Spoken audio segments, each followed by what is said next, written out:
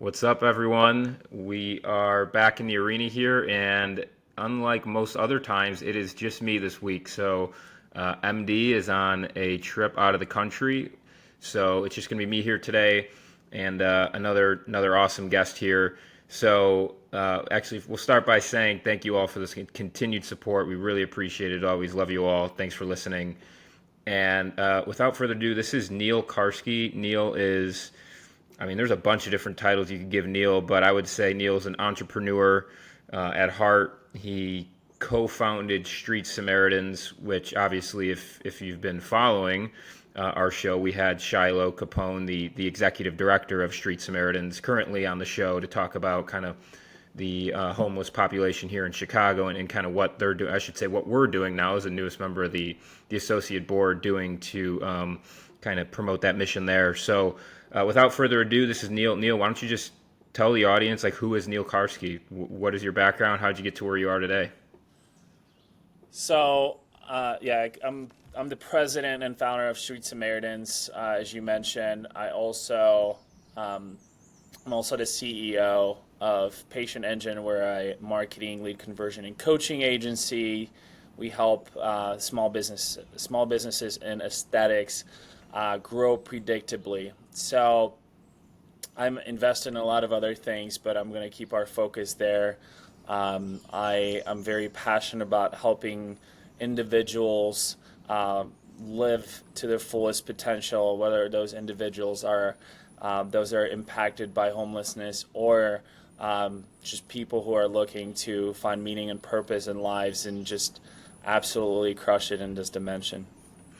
So where did that passion to help others kind of live to their fullest potential, like, where did that come from? How did you, I guess, it sounds like you also mentioned helping others discover their purpose, so which means I assume you've found yours. Like, how were you able to, like, talk us through that self-discovery process and how that led you to ultimately wanting to help others now do the same? Well, I think that's why we're here today, and I think ultimately people that end up taking action know that within themselves, like, hey, there is a grander purpose here, and the purpose is not just to serve myself, it's to serve others. So I always knew when I was a kid I was meant to lead, but what leadership really means is helping others. It's putting others before yourself, and but it also means pouring into yourself and developing yourself to be the best you, and doing the same for others in turn. So I remember when I was younger, I just always used to look at people who were less fortunate, or I think it was one time my mom and we just walked around. She's like, "Hey, look, there's a dead bird," and I just started crying because I felt bad. So I think there's always like this compassion I was building up that I wanted to get out there, and I think that everybody has their own story and journey, and it took a lot of time and trials and tribulations for me to figure out these things, but I feel like finally on the right path. Yeah, was there ever like a point where you were like, okay, now I got it, now I figured it out? Because for me, I kind of, it's like a lot of struggling with my mental health, and then starting my self healing process through therapy, and then ultimately kind of hitting a breakthrough, if you will, where it was like, wow, I can really see the world a lot clearer now. I feel like I've got a vision of where I want to go. I've got a vision of kind of what I want my life to look like. Was there anything like that for you? It almost sounds like it started off when you were very young. Yeah, I think it started off very young, but I do think that people who deal with trauma and pain and obstacles and challenges, I think those people, when they get through it, so the darkness leads to light concept, when they get through it and they learn the lessons, they want to share those lessons with others. So I do think that through my journey with mental health and those types of issues and stuff that I dealt with in my childhood into my adulthood, really helped to shape me. And I think similarly to you, and I healed myself from anxiety and depression through meditation and affirmations and fitness and nutrition and positive thinking and all that stuff. Those things that help me to heal so that I could be in a position where I could actually help other people, because you cannot fill anybody else's cup if your cup isn't full first. Yeah, no, I think MD has said those same exact words, that same analogy on a prior episode. Um, and I guess like maybe just talk a little bit about like what did that Neil look like? You know, the one that was very anxious, depressed. Like, how did you feel mentally, and then like what ultimately worked for you in terms of like were there self care tips? I think you mentioned affirmations, positive self talk. But did you hit like a quote unquote breaking point where you were just like, I can't live like this anymore? Was there something that happened? Normally, I feel like, unfortunately, people have to like hit their rock bottom, if you will, before they are kind of inspired to change and like, I can't do this anymore. That's how it was for me. Like, what was it for you? Or was it like advice from a friend where you're like, hey man, like you got to get this together? Or was it just like, I can't deal with this anymore? Yeah, I spent my I guess you could say, I spent my teenage and my early 20s. I spent my teenage years and my early 20s in the social scene and in the entertainment and nightclub industry. And I've learned a lot. I've learned how to network. I've learned how to do promotions, marketing, sales, all that stuff through it. But it also brought on a lot of dark elements and really negative relationships. And it was, I wasn't my best self during that time. And I think people always say like you're gonna have the most friends when you're the worst version of yourself, right? Yeah. So so ultimately, I was doing the wrong things, spending my time in the wrong places, hanging around with the wrong people, not focusing on fulfilling my potential, and that manifested itself in anxiety and depression. And I know that ultimately the way forward from that is self-love, and to be able to do that, you have to make tough decisions, which tend to be at some points inconvenient, but will lead to a better path for your life. So I did at some point hit rock bottom, and once I got up, it's the rest was history. Yeah, no, I feel the same way, and that's awesome that you're able to kind of get to the point you are now through that journey. Did you see your social circle like completely change? Like did you have to leave a bunch of maybe friendships that weren't congruent with the life you wanted to live, the person you wanted to be? How did you go about that process, if so? Yeah, I definitely think as you get older, in general, organically, your circle of friends will get smaller because people add on activities, projects, investments, initiatives, adventures to their lives.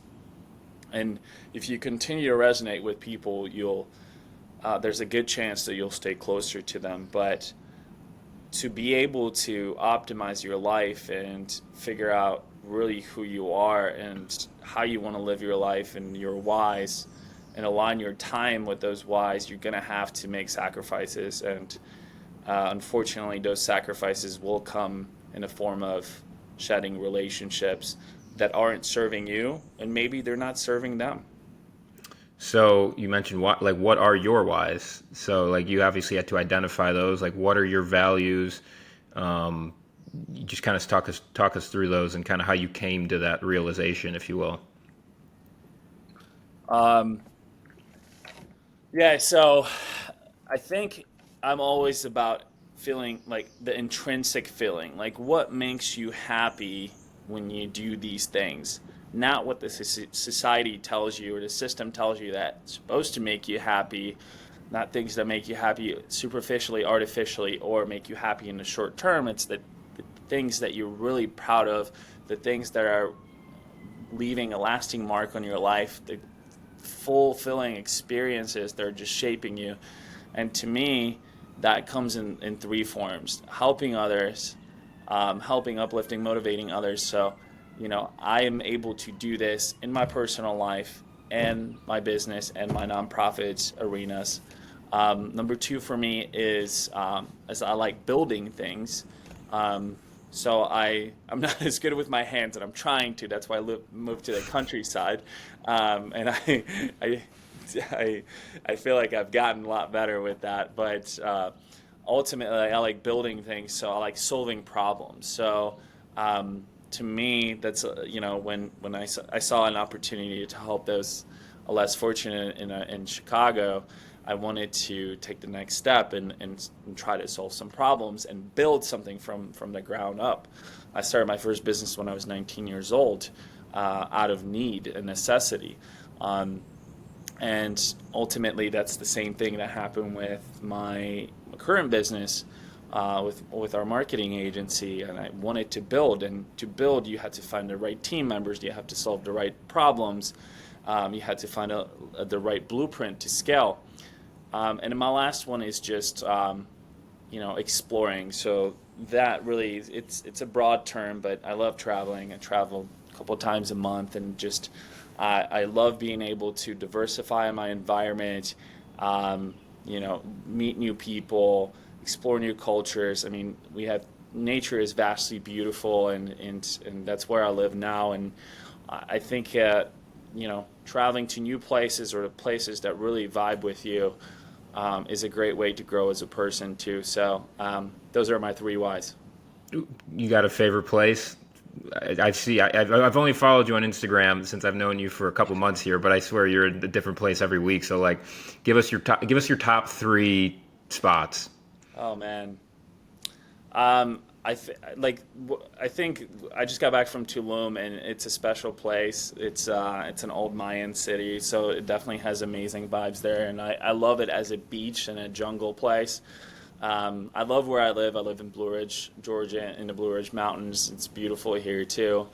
And as far as places where I love to go back to, I love Sedona. It's got really amazing energy.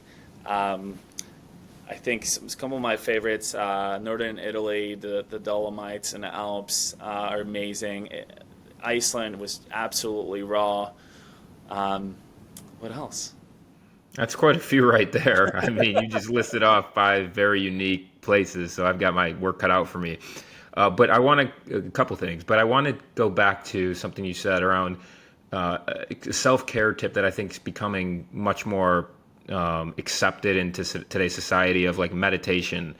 What has that done for you, and what would you tell? Because I get this a lot when I tell people that I've started to meditate. Like the person that their reaction is, I could never do that. I'm thinking about way too much. Like it never works. Like, what has meditation done for you, and what would you tell people if you tell them, hey, like, you might want to think about this. I could see it serving you, and that's kind of the reaction. Like, clear my head. Right.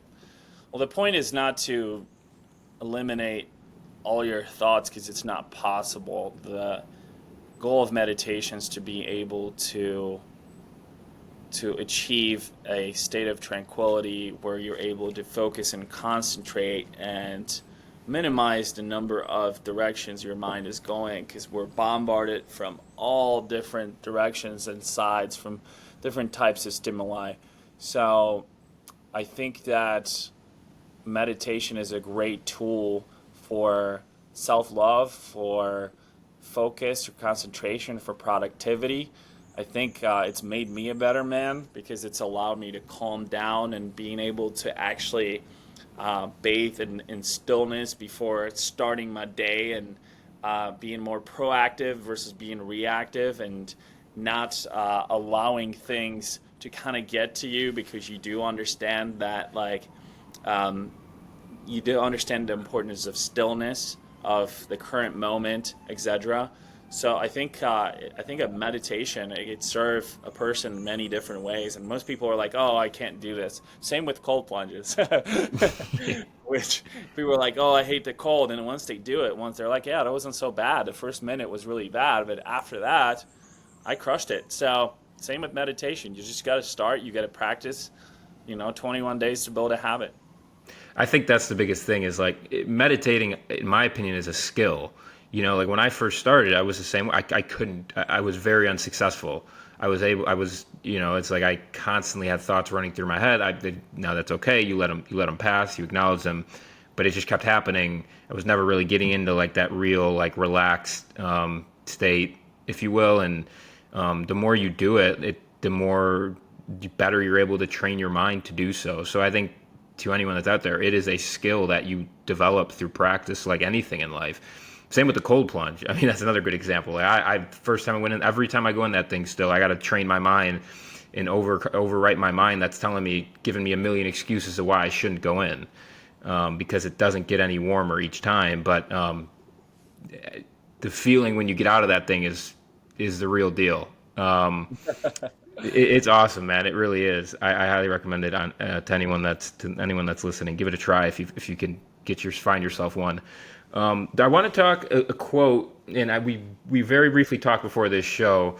I took a look at your LinkedIn profile, and you had said you hadn't been on LinkedIn in a few years, but there was a quote on there in your bio, and it said, "Create the life you want to live."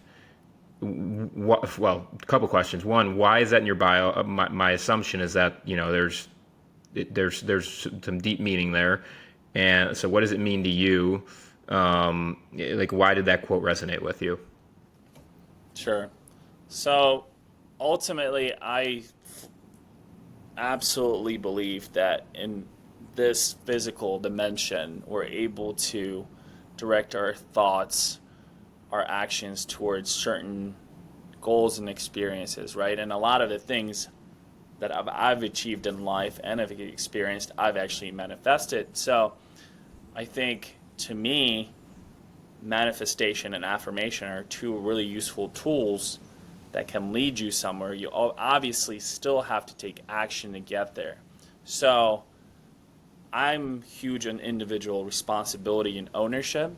So I'm taking individual responsibility and ownership of my actions, of my decisions. I make decisions, and then I actually deal with consequences, so that I'm able to create the life that I want, right? Because if I'm unhappy in something that I'm doing, then I'm not creating the life I want. So I need to change that. So to me, that just means you making the right decisions. You're not always going to make the right decisions, but making the right decisions to get you closer to where you want to go. And that doesn't mean, don't be happy in your current situation, because I think we should be thankful for every single day, because today and this moment is the only moment that really matters. But I think that if you want to be happy or more fulfilled, you intrinsically and internally know what you have to do to get there. Now you just have to take the right actions and responsibility to get there. So what does happiness mean to you? Like, define happiness for me. What does like happiness look like to you? Because I know, like, when I was going through my own mental health journey, at the time I was like, okay, I'm going to get to a point where I'm just going to be happy, and like I'm going to get there once I work through this, and I'll be happy. And it's like I got through it, and there was a lot of like relief and overwhelming feelings of gratitude, in sense like that. But then it was like that kind of wears out, and it's like, okay, like I think I'm at peace with not always being quote unquote happy. I think it's a feeling, but I do have a sense of inner peace and direction that I did not have before. So like, how would you describe it? Yeah, I think happiness is a state of mind, not a feeling or emotion. So I think happiness, they say more so a decision, right, than anything. So if I'm aligned with my soul and the things that I am supposed to be doing, which at this point I'm at a place where I know where to spend my time, then I know that I'm doing the right thing. So to me, it's like happiness is it's how you react to things, right? So it really, I think that there's a huge misconception of like, you know, when you get to point B, you're going to be happy. You should still be happy where you are, because you can be self-aware of the circumstances that you're in, because there's a lot of people that are less fortunate than you. Of course, there's mental trauma and pain and all that stuff. I have a tattoo right here that says, "This too shall pass, but time is now."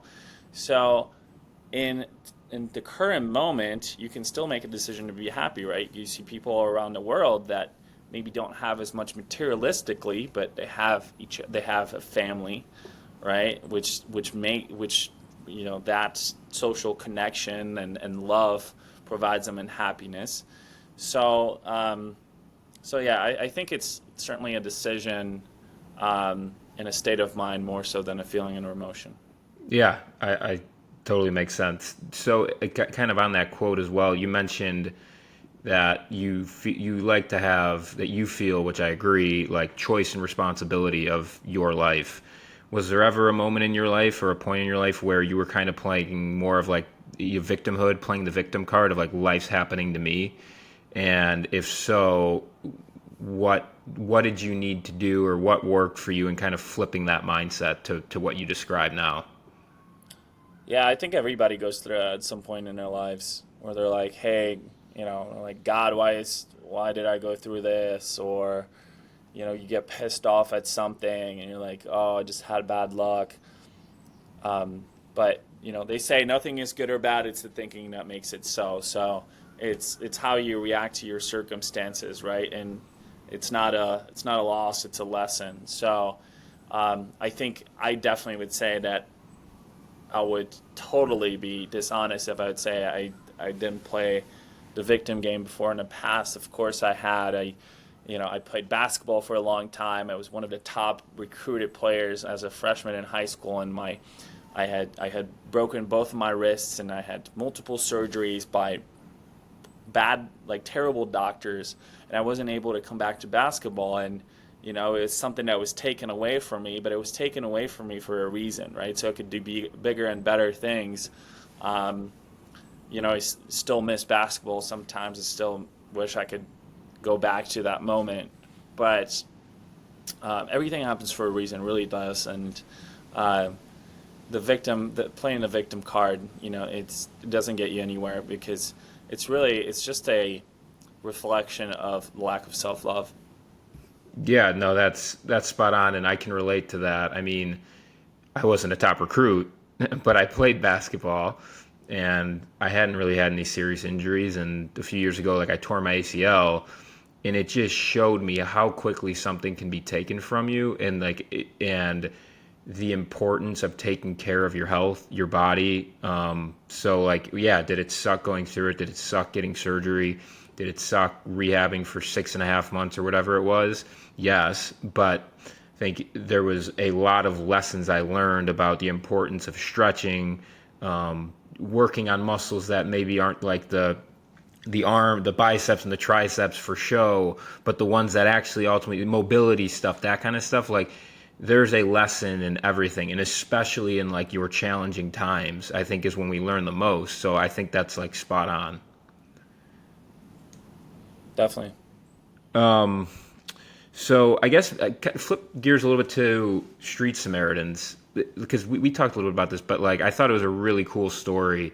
So just kind of like talk us through maybe for anyone that didn't hasn't listened to Shiloh's episode, like what is Street Samaritans, but also what prompted you to ultimately create the organization, and just talk us through that whole story because I think it's a really cool one.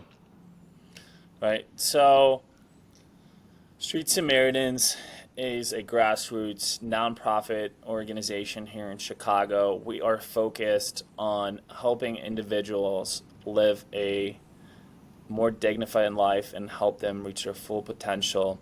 We do this through human connection, going out to the people, distributing living essentials, clothing, food, hygiene products, um,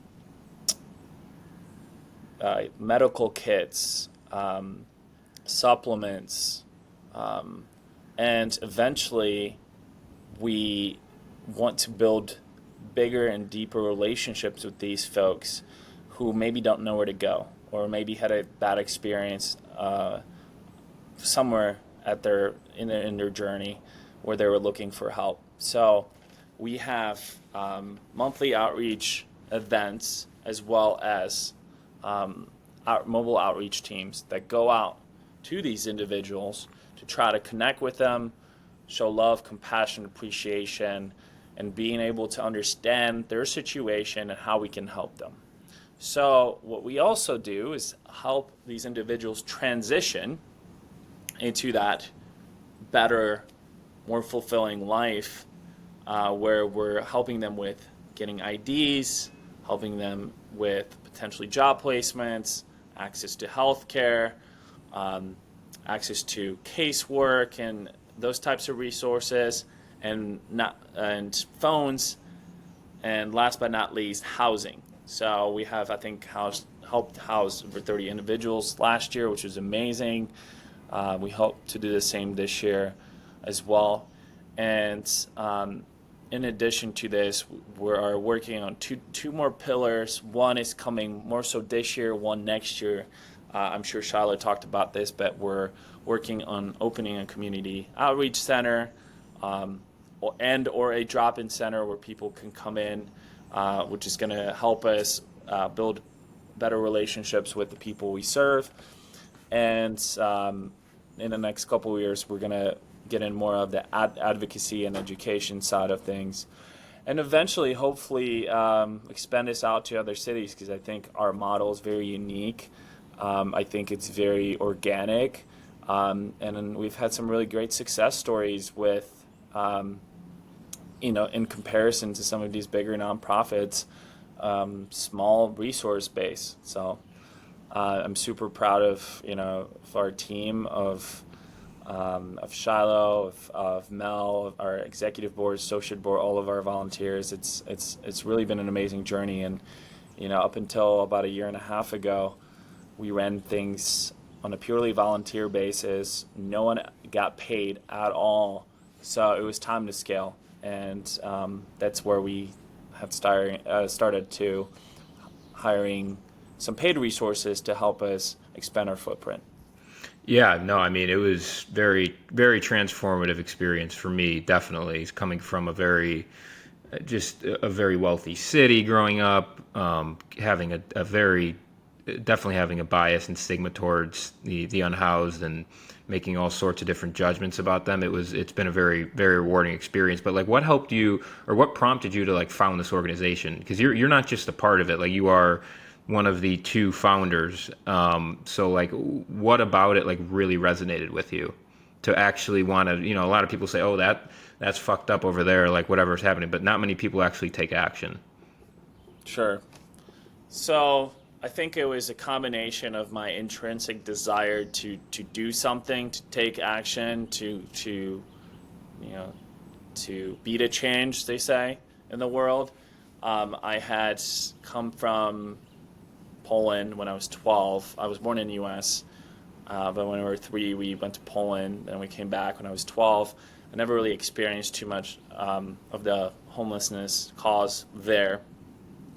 So when I came to Chicago when I was 17, started going downtown, seeing all these homeless folks. I didn't understand what was really going on. So I wanted to find out more.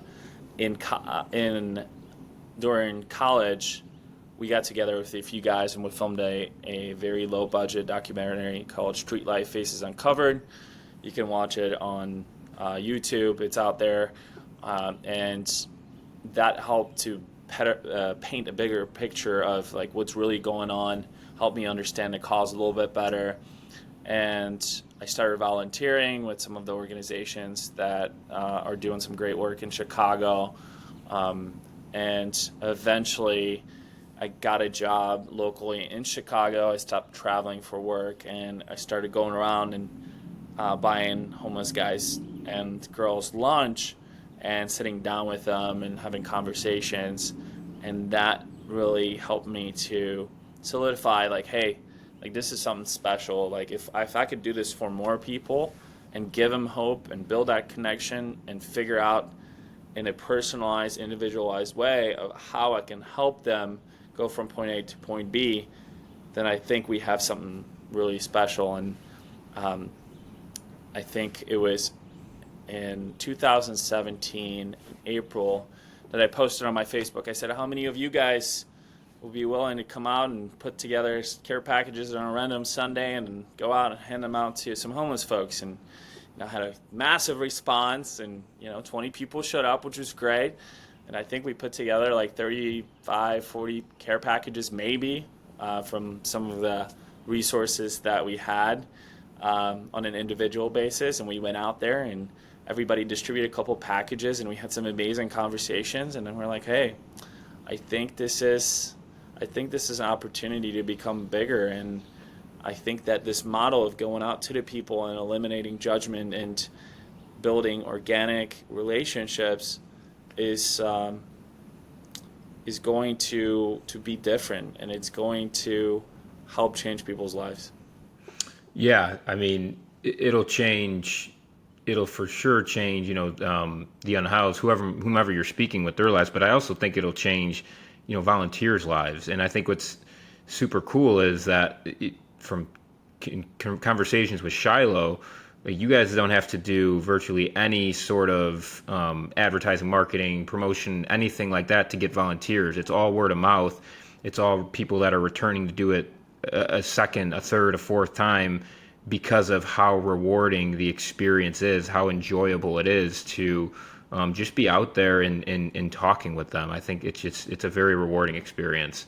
So I applaud what you guys have built, and I'm excited, obviously, to join the associate board now and be a part of kind of the future here over the next however many years. Thank you. Do you have any other causes that you're particularly passionate about, or something that you've been like, wow, this is something I kind of want to dive into? Is there anything else that's like jumped out at you over the course of your life?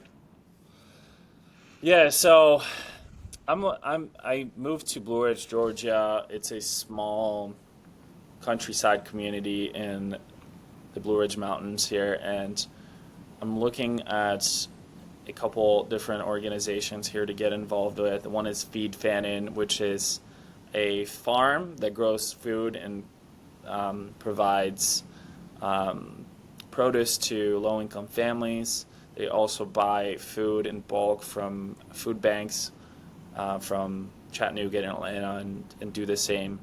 So I think it's a great cause to support. I've supported them. I'm looking to get involved and volunteer with them. I do. I'm partial towards youth as well. I think that I used to mentor youth from lower income areas in Chicago, and I also mentored students as well at Loyola. So I feel like I'm definitely partial to youth, and I would like to do some more mentoring for youth in this area and in Chicago as well. But also, I know that we have a lot of work to do in our cause as well. So I'm not trying to stretch myself too thin and put too many eggs in or too few eggs in a few baskets. So I think that being able to focus is key. But I'm actually proud to announce that our company is going to be our presenting sponsor for Street Samaritans this year as well. So super excited about that. We're going to have our team. I think there's going to be about 30 of us there with dates at the gala as well. So that's another way of giving back, right? Yeah, no, that's great stuff. So I got a couple questions here before we wrap up. Like, you may or may not have thought about this, but I think I was asking myself this question. I'm like, that's a good one. So I'm going to ask Neal. Like, what do you want to be remembered for? Like, when you leave, on this earth, like when someone says Neal Karski, like, what do you want them to think? I think that I want to be remembered as somebody who is super authentic, that no matter what happened or what was described or portrayed, that I always stuck to being me. I think that's a big one. I want to be remembered as someone who is always extending a hand. I like to think that I don't ask for anything in return, but I do believe in reciprocity. I want to be remembered for just being the best man I can be, and having a really good impact of as many people as possible. And ultimately, that remembers doesn't have to be public or vocal. I think it can happen at an individual level. So you mentioned, I think the first one was like you want to be remembered as being authentic. I think a lot of people struggle to do that. How have you been able to kind of free yourself from what other people think? Was there a point in your life where you were caught up in other people's opinions and what they might think of you? How have you been able to live? Because it's something I struggled with for 26 years of my 27 years of life. Like how have you been able to live an authentic life true to yourself? Yeah, well, part of that really is my journey he- here to Blue Ridge. I left my life in Chicago to be able to explore myself better and to be able to provide more room and a more cohesive environment to flourish and grow and find out who I am or I'm capable of becoming. So, like I said, those two things are very tied together, right? It's authenticity and self love. So, for me, I just want to be able to live my life and not react to external, hearsay. And I think that really started when I started to heal. And over time, as I built Street Samaritans, built my first agency, and built my current business, and as I stepped into these leadership roles and continued to build and have impact, it kept having that reciprocal effect, and it kept helping me reaffirm you're on the right path. You're on the right path. Stay in your lane. Everything else is a distraction. So ultimately, the people who want to resonate with you, they'll listen. They'll resonate with you. They'll connect with you, and others who don't just won't, and it's okay, and that's okay too. So you can't please everybody, and you better be able to not please yourself, but pour into yourself and love yourself, so others can actually love you too. So Yeah, and then like in terms of, because I do not have even close to the pedigree you do, but like your CEO have stood up multiple organizations, like you've got quite the resume. How are you able to kind of keep yourself grounded? Like I've done nothing close to that, but I even feel myself like, wow, I'm getting all this praise for doing different things. I'm trying to like, and it feels good. It's that external like validation. It feels good, but how are you able to kind of just keep yourself grounded and say like, this is what I'm meant to be doing? Stay the course. Keep your ego aside here. Like, how have you been able to balance that? yeah, so I think that there's a fine balance, and I actually don't like the word humility because it means belittling yourself. So I think that if you're taking actions and you're getting results and you're providing impact, you're doing the right things. You should be happy with yourself and who you are and the things you're doing. And I talked about this a couple of podcasts ago, but you know, I'm a pretty big stoic, so it's like I don't celebrate too long. I also don't let negative thoughts affect me for too long. I take lessons and I implement. So I kind of try to stay very balanced, and I think that the real balance comes in being at peace and being tranquil. So ultimately, it all ties back to self love, and it's like the more you love yourself, the more other people will recognize of the things you're doing. So you don't have to go out there and talk a big game. The big game will show itself through actions, through accomplishments, and through the things you're doing to help other people. No, absolutely. I could not agree more. So, what would you tell anyone? Like, what advice do you have for people who might feel stuck, stagnant, maybe can't get into that growth mindset? very fearful, afraid of change. Like anyone who's kind of living like that, like what kind of advice would you give to that person that's kind of struggling to find meaning in their life?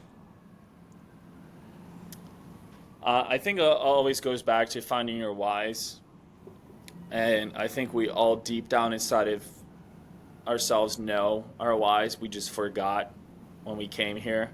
So understanding your whys and looking and understanding what intrinsically makes you, I want to say happy, but like we talked about, happiness is a decision. But Like fulfilled? yeah, I want to say fulfilled, but it just feels right. And I think Yeah. everybody knows that feeling. It's hard to describe in human terms. So it just feels right, and it makes you feel warm. It makes you feel like it's you're doing, it's the right thing to do, but it's a fun thing to do. It resonates with love.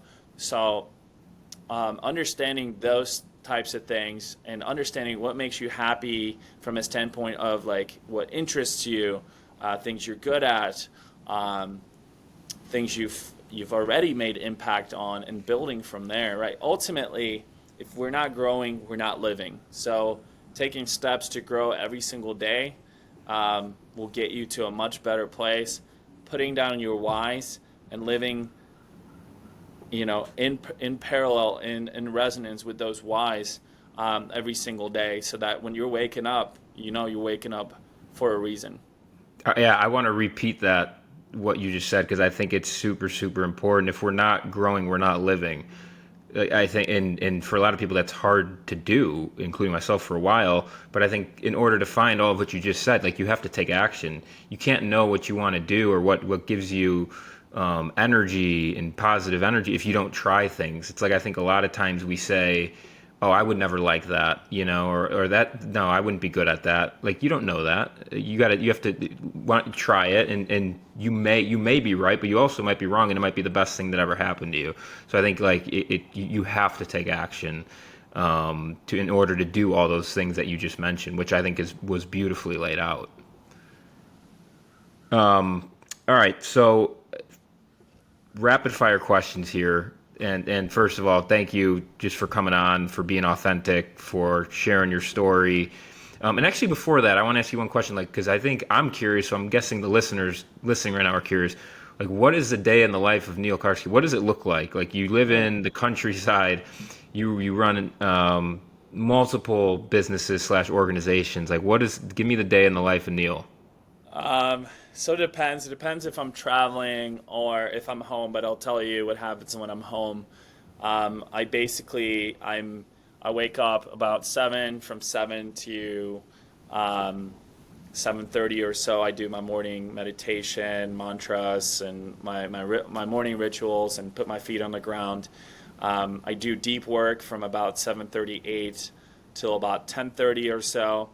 Uh, I don't take any meetings. Then I go to the gym, have lunch, and I do a lot of my meetings in the afternoons up until about the evening time. Then I make dinner, and then I read and go to bed. That's about the day, and you know it's very dynamic. Some days are more flexible. Some days, like this week, are just back to back to back. So. What do you like to read?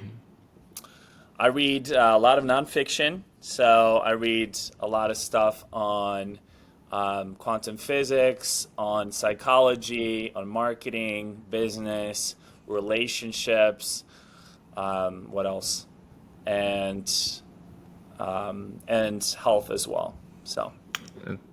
I think I'm interested in every single one of those. You lost me at quantum physics, but I just way over my head. But all that other stuff, agreed. A lot of self help, personal growth, that kind of stuff, development. All right, three rapid fire questions here. First one: what's the best piece of advice you've ever been given, or just like a favorite quote that's resonated with you? Whew. I don't like playing favorites. I don't All like right, playing. just give me a good one then. Well, I think the quote "create the life you want to live" is huge. I think that it's we talked about reacting to things. So it's nothing is good or bad. It's the thinking that makes it so. That's a big one. And ultimately, fall in love with yourself. Fall in love with who you are before you can fall in love with anybody else. Become your own hero before you can save anybody else's life. I love that one. All right, second question, second of three. If you could have dinner with anyone in the world, dead or alive, who would it be and why? Ooh, it's a good question. Um, Probably JFK. And why? Just because I feel like he comes from an elitist family that was trying to do the right thing for human beings, and I feel like he had a lot of global relationships, so it would be cool to pick his brain. Yeah, that's interesting. We haven't gotten that one before. All right, lastly, and you've kind of touched on this, but just give us what do you like to do in your free time, hobbies, that kind of stuff. Traveling is obviously one, but what else? Yeah, traveling's one. Traveling and hiking are big. I like shooting guns. I shoot guns almost every week. I think it's a very therapeutic activity that helps you become sharper mentally as well, and just helps you become a savage. I got into gardening recently, so I'm planting veggies over there and fruits. So that's another thing. Obviously, I like to read. I like to cook and just be outdoors. That's a big one. Awesome. All right, Neal. Well, thank you again for doing this. We really appreciate the time. I hope you all enjoyed this conversation as much as I enjoyed having it. We're going to sign off here, but thanks again, Neal. Thank you.